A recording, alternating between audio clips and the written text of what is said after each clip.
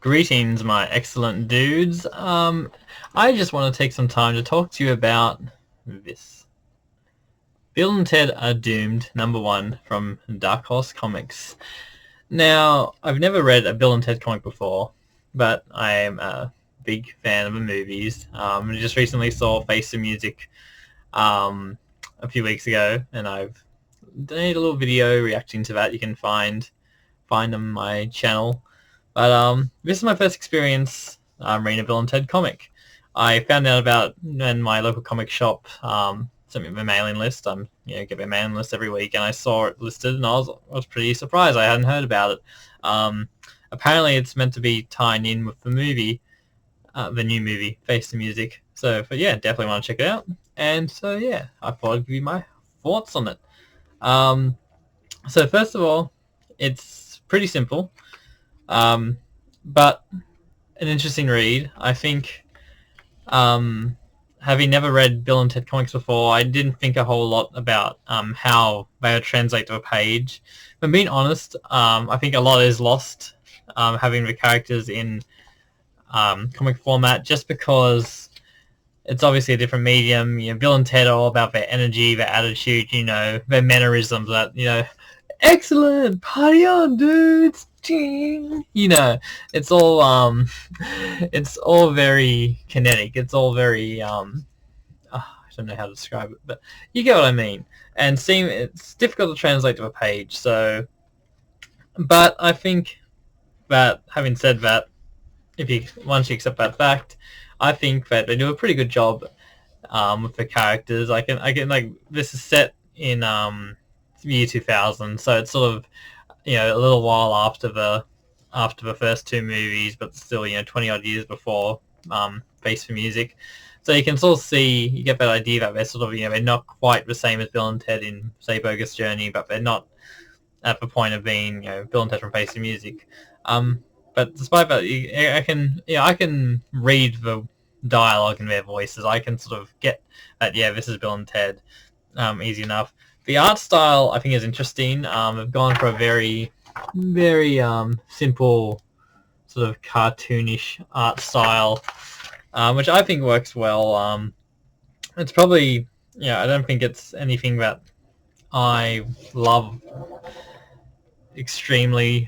It's not something that I'm gonna rave about, but I think it works well for what it is.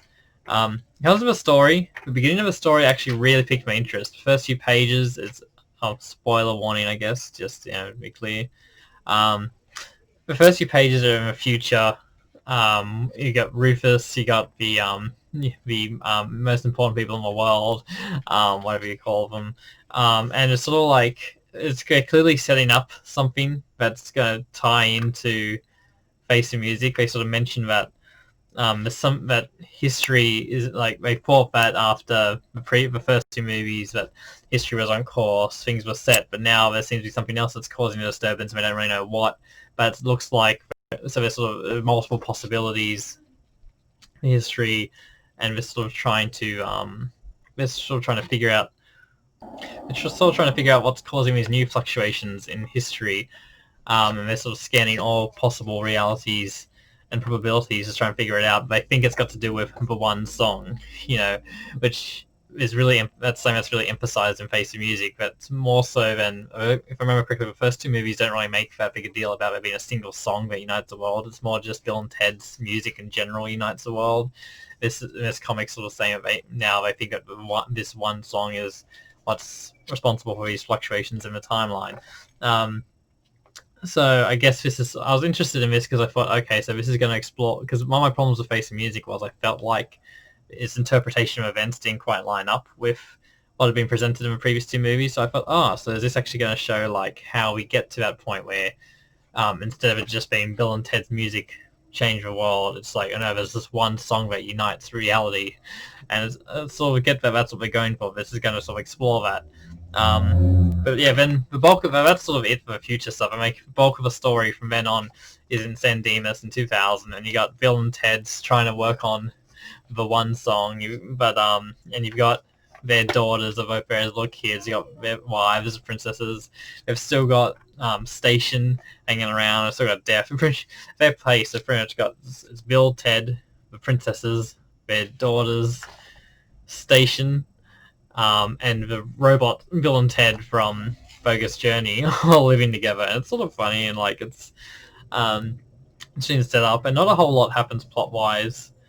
It's sort of more like you're just seeing Bill and Ted frustrated trying to write a song. You're seeing that the princesses are trying to talk about their financial troubles, but they're sort of having trouble getting Bill and Ted to listen. But yeah, the French haven't made money for years because the band's been going down the hill. It's like 5 years ago they played at the Grand Canyon, but and they mentioned about in Face Music. But they've been going downhill. Sort of, they've been forgotten. They haven't had a hit in years. They haven't had a sold-out show in years. And you sort of it's sort of charming in a way. Like, you got like Bill and Ted going to get dinner from some fast food place, and just like we're all gathered around eating dinner and stuff. And I know it's like some charming little moments. And you got like Def arguing about wanting to do his bass solo, the one that we know from Face Music ends up causing dramas and the whole lawsuit thing and everything. So it's sort of, I guess this is sort of like in the transition period, like sort of teetering on the edge where like the band's sort of gone downhill, but they haven't gone as far as we saw in Face Music. And it's interesting about Station and the robots both still hanging around, because honestly I didn't really think about where they were in Face Music. I didn't really think that, I didn't really, it wasn't a question that occurred to me. So I'm curious to see what's going to happen to them. They sort of hint at like the robots, they're sort of like feeling lonely. They want robot babes, and you still see Station sort of looking out into the night sky at the stars, looking sad. So you have an impression that, again, something's obviously going to happen with them. We're going to find out why they went in Face Music. But yeah, it's a pretty simple story. But interesting. Like, it ends up with a cliffhanger where Station, unless I misread it, I'm pretty sure Station gets they get, I don't know, abducted into space. It's not really clear what went on. And honestly, the ending leaves a little bit ambiguous, because you sort of see Station, they're sitting on top of a garage, there's an explosion, and you see this sort of whirly stuff going on in space, and it ends with like this sort of, I don't know, scientist looking sort of shocked. And I think it's meant to be saying Station have been sort of taken, but I'm not entirely sure. It's a little unclear, but I guess we'll see in the next issue. But yeah, so that's pretty much it. I think it's a nice little comic. It wasn't anything amazing, but I'm curious to see where it's going to lead. And it's interesting. I'm still curious enough to keep collecting these as they come out. I don't know how long this series is going to be, assuming it's just a limited series, sort of tie into a movie. But yeah, I'm curious to see what they do. Right now, I don't think it's anything amazing, but it has potential. Like I said, about future stuff really got me intrigued. If they could find a way to make me happy with the way things are done in Face Music, then that would be a real treat. So yeah, let me know what you guys think if you read it. Comments down below.